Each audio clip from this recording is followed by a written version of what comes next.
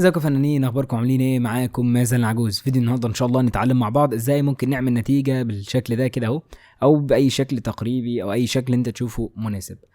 في البدايه بنفتح فايل جديد زي كده، مفيش اي مشكله. وبعد كده بنبدا ان احنا نعمل مستطيل زي كده. انا المستطيل ده عامله 20 في 30. تمام. باجي هنا من فوق على الايدج بحيث ان احنا نقدر ان احنا نتني الشكل ده او نديله كيرف. فبنيجي من فوق هنا وبخليها مثلا 10، بما ان انا اخليها 100 لانها بالملي، بما ان انا عاملها عرض 20 فبخليها 10 بحيث تبقى جايه في النص بالظبط، وفي نفس الوقت تبقى متناسقه مع الجوانب. فبعمل هنا 100 وهنا 100. اهم حاجه اتاكد ان القفل مفتوح، لان انا لو القفل مقفول وكتبت مثلا هنا 100 هتلاقيها عملت معاك من الاربع جوانب. احنا عايزين بس الاثنين اللي فوق. هتلاقي هنا اهو في مربع صغير، معنى ذلك ده بيقول لك الزاويه دي هي اللي هيتحصل فيها التعديل. تمام، مفيش اي مشكله. خلاص دلوقتي كده احنا عملنا الشكل بتاعنا الاساسي اللي هنعتمده. بنيجي نعمل ايه؟ بنيجي نخش على اليمين هنا او على الشمال اسف، وبنضغط على السهم الصغير ده وبنختار اداه كونتور.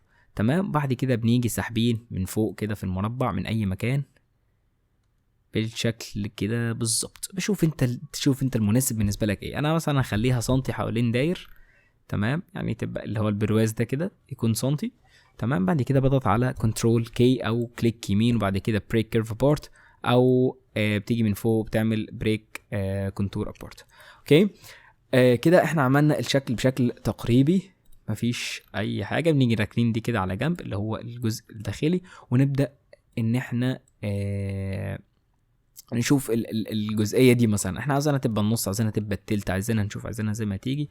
فباجي مثلا كده جايب مربع مستطيل بالمنظر ده، هنقول كده تمام. بعد كده بضغط على انترسكت بالمنظر ده. تمام كده بيطلع معايا الجزئيه اللي احنا شايفينها دي. حلو قوي. ماشي، في طريقه تانية ممكن نعملها. في طريقه تانية ممكن نختار الجنب التاني العكس. تمام، ونيجي محددين، وبعد كده بختار تريم. تمام، بتبقى برضو من فوق جنب الانترسكت، هي يعني احمد زي الحاج احمد. ماشي، هي دي بتاخد العكس عكس دي. تمام. المهم يعني خلينا في شرحنا عادي زي ما احنا شغالين. نيجي بقى طيب عايزين نضيف بقى الكتابات دي اللي هي رمضان كريم مش عارف ايه الكلام ده كله، نعمله ازاي؟ هسيب لك انا تحت في الكومنتات في الوصف بتاع الفيديو او في الكومنتات برضو عادي شغال، هسيب لك اللينك بتاع الحاجات دي. تمام، المخطوطات دي كلها، او زي ما شرحت لكم قبل كده انك تقدر تخش تجيبها من على جوجل، شوف فيديو المخطوطات او شوف الفيديو بتحويل اي صورة لفيكتورز او كده، هتلاقي الموضوع سهل وبسيط. تمام. فهختار مثلا اي مخطوطه، هختار مثلا دي رمضان مبارك. باجي محددها كده اهو بالشكل ده، وبضغط على كنترول سي بحيث اخدها كوبي، وبعد كده بضغط على كنترول في بحيث ان انا اقدر انقلها بالشكل ده. تمام كده. ادي النتيجه بتاعتنا، او يعني الجزئيه بتاعتنا. ممكن نعمل الشكل ده، هو جروب اصلا كويس جدا، وابدا ان انا احركه سنه فوق سنه تحت. نخليه هنا كده. تمام، مفيش فيه اي مشكله. تمام. طب هنا لو لاحظنا هنلاقي فيه زي حته خشبه كده محطوطه داخله لجوه. الخشبه دي ممكن نعملها مثلا بكذا طريقه. ممكن تشوف مثلا عود اللي هو الاعواد اللي هي بتاعت الشيش. تمام، او ممكن نعملها خشب من نفس الشغل بتاعنا. فبنعمل مثلا خشبه يكون عرضها يكون مناسب. احنا مش عايزين برضو نخليها تقيله، نخليهاش كبيره، وفي نفس الوقت ما نخليهاش اللهم ذكرني يا رب، ما نخليهاش ما نخليهاش تقيله، وفي نفس الوقت ما نخليهاش ضعيفه. فاحنا هنقول تقريبا هنخليها مثلا هنقول لا نخليها مثلا 7 مللي ولا حاجه. 7 مللي اعتقد معقوله الى حد ما. ممكن ان احنا نديها كيرف كده من فوق. ماشي، نفتح القفل زي ما قلنا، نخليه مثلا 5، وهنا برضو 5، وخلاص بالشكل ده هو يوسطن مع نفسه. تمام. ممكن بقى نعمل حاجه تاني، يعني ناخد بس دي كوبي الاول، بعد كده نيجي هنا من ورا ونيجي حاطين اي حته كده بحيث تبقى زي سناده كده ليها من ورا. ماشي، نخليها كده. تمام. بعد كده بضغط على سي، وبعد كده بضغط على حرف الدبليو. انا عامل اختصار للبيلد بالحرف الدبليو. تمام، تقدر تشوف الفيديو بتاع الاختصارات هيظهر عندك في الاي اللي فوق دلوقتي. تمام. فنيجي هنا بقى للجزئيه دي. احنا طبعا ده العرض بتاعها، فمحتاجين نعمل مشقبيه هنا او مكان تعدي فيه الخشبه دي وتبقى ماسكه نفسها. فبنعمل ايه يا باشا؟ بنيجي هنا على الجزئيه دي. تمام، وبنيجي هنا كده اهو بالشكل ده وبنعملها 2.4 او ممكن نخليها 2.5، نخليها اتخن سنه بسيطه. معنى ذلك انك دي لو جيت حطيتها هنا تمام نخليها بس 90 لان الخشب على سيفه هيكون امتن شويه كده، خليتها مناسبه ان دي تعدي فيها. فممكن نعمل برضو حركه تاني ظريفه، ممكن نجيب مثلا الجزئيه دي تمام بالشكل ده كده، هنحاول بس نوسطنها ماشي بحيث نديها متانه ازيد شويه. بضغط على كنترول كيو وبنزلها سنه، وبعد كده بنزلها سنه كمان، يعني هنقول قيمه ال 2.4 بحيث نخليها تخش من هنا ونلزق عليها من الجنبين قطعتين تاني. يعني نعمل دي كده اهو، واحده تلزق من هنا واحده تلزق من هنا بحيث نديها متانه برضو، وفي نفس الوقت ما تطلعش من مكانها. خلاص هي دخلت مش هتطلع، طالما دخلت ولزقتها مش هتطلع غير لو كسرت الجزئيه الخلفيه دي تمام. فانا كده تمام بالنسبه لي، الوضع مستتب. فهجيب دي واجي مثلا نضغط على شيفت بحيث ان هم يكونوا الاثنين نفس الارتفاع، او ممكن عادي اعملها زي ما انا عاوز واضغط على حرف التي بحيث اخليهم في التوب او اخليهم الاثنين نفس الارتفاع من فوق تمام. كده الدنيا تمام. ممكن نضيف مثلا حاجه من تحت لو احنا حابين. احنا دي طبعا ناخد منها نسخه تاني اعتقد بس كبيره قوي زياده عن اللزوم، انا ما خدتش بالي. ممكن ان احنا نصغرها سنه تمام. انا هصغر الكلام ده وبرجع لكم تمام. هي بالشكل ده كده بعد ما صغرتها خلاص.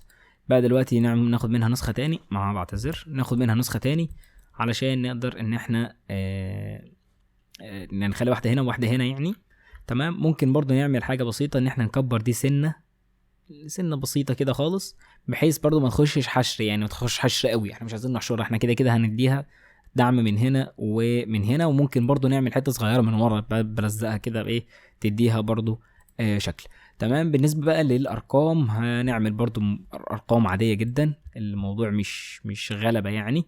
فنشوف برضو اهم حاجه يكون المقاس مناسب، يعني مثلا كده لا نكبرهم سنه.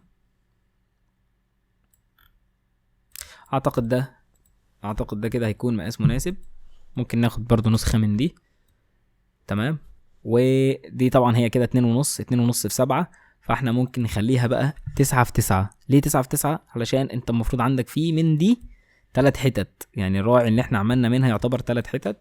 فبعمل لها كده كوبي وبقدر ان انا بعتذر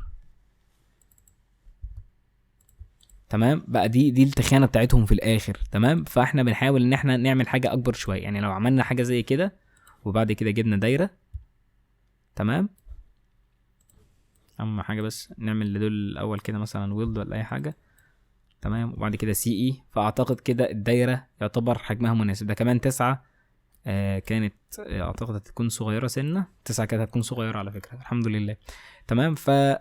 جايب دي هنا كده اهو، هنخليها بالشكل ده. اي نعم هي شكلها كبير اوفر بصراحه، يعني ممكن نخلي الحتتين دول مثلا حاجه اخف شويه، ممكن نحط طبقه واحده بس هتصغر معانا الدنيا شويه تمام. ممكن برضو نخليها مربعه، يعني هو مربع ممكن برضو تسهل معانا، بس احنا مش عايزين، احنا اعتقد كده شغاله. ممكن نيجي لدي ونقفل القفل عادي هنا، وبعد كده بخليها مثلا 1 ملي ولا حاجه بحيث ما تبقاش الاطراف بتاعتها حاده تعور اللي هيعلق او اللي هيمسكها، سواء عيل صغيره. اعتقد العيال الصغيره كمان هتبقى فرحانه بحاجه زي كده تمام. ادي كده خلاص عملنا دي ماشي. انت عندك الارقام من 0 ل10، فدي بعمل لها مثلا جروب او بعمل لها كومباين، وبعد كده بضغط على كنترول دي كتير كده اهو مثلا زي ما تيجي معاك ماشي. وبعد كده برصهم بالشكل ده. تحت بيبقى ظاهر عندك العدد دول 10، يعني دول عندك من 1 ل10.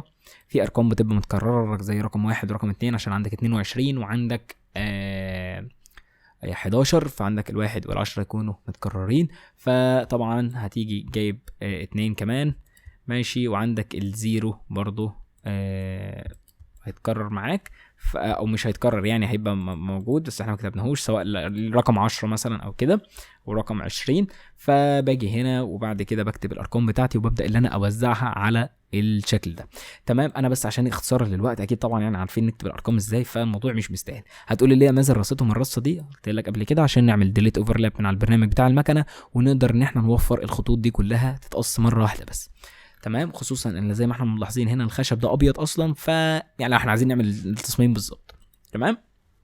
كويس جدا. انا بحاول اتكلم بسرعه شويه عشان بس الفيديو مش عاوزه يطول. الفانوس ده كان موجود عندي، الفايل ده زي ما هو، فهناخده كوبي. تمام، ونقدر ان احنا نستخدمه هنا. تمام، زي كده مثلا ممكن نلغي الاشكال اللي هي الاسلامي دي توفيرا للوقت بس. اوكي ماشي. هنا بعمل لها انفيل، برضو عامل اختصار، تقدر ترجع لفيديو الاختصارات زي ما قلت لك.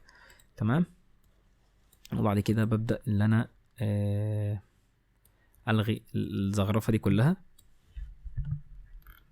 كده كده مش هتبان. حلو قوي، اعتقد كده مقاسها كويس ومعقول. تمام كده احنا خلصنا بالنسبه لدي. في حاجات كتير جاهزه يا جماعه، مش شرط انك تعيد التصميم من البدايه، يعني انا مش مستاهله ان انا اقعد اصمم في دي. تمام، الحاجات دي موجوده وماليه الدنيا، مش هقعد اعمل في مخطوطات رمضان كريم وهي ماليه الدنيا، نستفيد بالوقت ونعمل بيه حاجه مفيده. تمام، مش معنى انك مصمم انك تاكل دماغك بحاجات ملهاش لازمه. تمام، فانا هنا بس عشان انا لاحظت في حاجه مش مظبوطه، ممكن نعمل هنا كنترول جي، وبعد كده باجي جايب مستطيل بالشكل ده، وباجي هنا وضغط على السي بحيث ان هم يتسنتروا. ماشي، مفيش اي مشكله بالطريقه دي كده اهو. معنى ذلك كده ان هم بقوا في السنتر بتاع الجزئيه دي عشان ما يبقاش شكلها بس مش ظريف. انا دلوقتي جيت فتحت فايل من الفايلات الجاهزه اللي هي بتاعت شغل السي ان سي عندي، حاجه طراز اسلامي معموله جاهزه. تمام، بخليها 90. انا هحاول اشوف حاجه تكون مناسبه، بس ده الارتفاع بتاعها 27. فانا اخد كده الارتفاع ده كوبي، وبمسح المربع ده، وبعد كده باجي قافل القفل هنا ومظبط الارتفاع بحيث اختصارا للوقت يعني، وباجي هنا عامل كومباين للشكل، وبعد كده بضغط على كنترول سي واي. تمام كده الشكل الاسلامي جه معايا هنا جوه المربع بتاعي. ممكن ان انا اصغره سنه لو انا عاوز ابين النجمه كامله، بس خلاص عادي مش هتفرق، انا بس مجرد شرح. وعموما برضو الفيديو هتلاقيه موجود، يعني هتلاقي الملف ده ان شاء الله سيبه لك في الديسكريبشن. المهم بس عشان انا ضيعت كده كلمه. تمام، بعد كده باجي محدد الاثنين، وبضغط من هنا على انترسكت بالشكل ده، بيظهر عندي الشكل الاسلامي زي ما احنا شايفين كده اهو. طبعا في اخطاء هنا، في حاجات مش هتتقص او حاجات مش مظبوطه، والموضوع ده يرجع للفايل الاساسي اللي انا مستخدمه. فلحظه واحده كده معلش. الشكل يا جماعه كان الشغل مفتح زي ما شفنا، فعمل معانا المشكله اللي حصلت من شويه. تمام، بعمل له كومباين تاني، وبعد كده ببدا ان انا سي و اي بحيث ان هو يتوسطن معايا، وبعد كده بضغط على انترسكت زي ما قلت. واعتقد كده المفروض ان الموضوع اتظبط. طبعا الموضوع اتظبط الحمد لله، انا عارف ان هو اتظبط طبعا، لان زي ما قلت ان دي كانت المشكله اللي كانت موجوده. برضو الحاجات دي يا جماعه يعني دي ملاحظات ممكن تبقى مهمه، يعني فاهم ازاي، مش شرط ان هي يتعمل لها فيديو مخصوص. فانا عايزك ترجع تشوف الفيديوهات القديمه وتشوف الحاجات اللي هي اللي بتنزل بصفه مستمره، لانك انت تستفاد منها ان شاء الله. مش شرط اللي انا اقول في الفيديو مثلا هعمل كذا، انا اكيد مش هشرح نقطه زي دي، بعتذر، اكيد انا مش هشرح نقطه زي دي في الفيديو. تمام، او مش هقول يعني هعمل لها فيديو مخصوص. تمام، او مش هكتب ان هي متقاله في الفيديو ده معنى كلامي. فالحاجات دي طبعا بتحتاج انك تتفرج على الفيديوهات بصفه مستمره، وتتفرج على فيديوهات كتيره. تمام، بحيث انك تستفاد ان شاء الله. تمام، فالمهم يعني بس اختصارا للكلام، انا برضه اسيب لك الحاجات دي بحيث لو حبيت تعمل شكل زي كده، تعمل شكل اسلامي تاني، تعمل اي حاجه اللي انت عاوزه اعمله. تمام، المهم بس نيجي هنا عشان انا كده الفيديو طول، وانا بتضايق جدا لما الفيديو يطول. انا ما بحبش الفيديو يزيد عن 10 دقايق بالكتير قوي. بعد كده باجي هنا وبخليه 2.5 مللي بالشكل ده، او ماشي مفيش مشكله عادي نقلبه 90. تمام، بالطريقه دي كده اهو، وبخليه اجيبه مثلا على الزاويه هنا، وبخليها مثلا على سبيل المثال نخليها 30 مثلا. باجي عامل دولة كده كومباين، وجايب دي في النص، واضغط على سي بالشكل ده، وباجي مطلعها فوق، وجايب محدد الاطار الخارجي، وضغط على ويلد. كده المشابيات دي اتعملت معانا. بس انا غلطت غلطه، قول لي ايه الغلطه؟ الغلطه ان انا ما خدتش دول كوبي تحت، بعد كده اجي محددهم تاني. تمام، واضغط على ويلد بالمنظر ده. تمام، انا كده عملت ايه المكان بتاعهم، وعملت المكان اللي هم بيخشوا فيها. تمام، فباجي هنا جايب تحت هنا مثلا مستطيل كده اكبر سيكه، ممكن نخليه اكبر سنتين كمان بحيث ان هو يشيل ورا وقدام. تحط مثلا ورا الحاجات اللي هي الارقام او كده، وقدام مثلا تحط شويه بلح، تحط ايا كان يعني، شوف انت استمر واعمله. ماشي. انا راجل ديمقراطي، اللي انت عاوزه اعمله. ماشي. فبخليه بالمنظر ده، وبخليه هنا مثلا 10، بحيث ان احنا نصغرها. ممكن ان احنا نعملها بشكل تاني، ممكن نعملها مدورة اصلا، ممكن تعملها الحاجة اللي انت عاوزها انت وذوقك، كل واحد وذوقه، كل واحد وفنه في الحاجات دي. والموضوع زي ما قلت ان هو هيكون بعد كده بسيط. هتاخد الشرايح دي كده اهو، وحطها في اي حاجة، حطها في مثلث، حط اهو، حط مثلا في حاجة زي كده شغالة معاك، مش هتقول لا. تمام. بس ده كده المنظر بتاعنا. عايز انت تقول انا عايز اجود يا عم، عايز اعمل شغل كده يكون بريميوم شويه، شغل يكون فاخر سيكا، باجي واخد دي كوبي. تمام. وبعد كده باجي من هنا من على اليمين، واجيب اداه الكونتور، وابدا اللي انا اصغر او اكبر بالمنظر ده، بحيث ان انا اعملها تتحط عليها طبقه اضافيه كمان. ده لو انت حابب حاجه زي كده، بس طبعا بتكون تكلفه لان هي بتاخد مساحه. طبعا العميل بالنسبه له ارخص يكون احسن يعني. تمام. مش هيهمه الشكل قوي قد ما يهموش اضافه زي كده، قد ما يهمه السعر النهائي. بعدين انا بتكلم بشكل عام لان في الكميه هتفرق معاك طبعا. تمام. بالنسبه بقى للحاجات دي، ممكن ان احنا نعملها من الشغل الجاهز اللي هو هنا. هتخش هنا على السهم الصغير ده، على البوليجون او الستار او ايا كان المعمول ايه. وبعد كده بضغط على كومن شيبس، وبعد كده باجي من فوق هنا وبختار مثلا اي حاجه من الحاجات دي، او عايز تخش من على النت تجيب هات مع برضو زي ما قلت. الموضوع سهل وبسيط، وتقدر انك تعملها الحاجة اللي انت عاوزها هنا بكل سهولة وبكل بساطة. بس وكده دي النتيجة بتاعتنا. لو استفدت منها او لو استفدت من الشرح بشكل عام، ايا كان بقى المحتوى اللي انت استفدت منه ايه، ما تنسانيش بدعوة حلوة، ما تنساش اللايك والاشتراك في القناة لو ما كنتش مشترك. كان معاكم مازن العجوز، والسلام عليكم.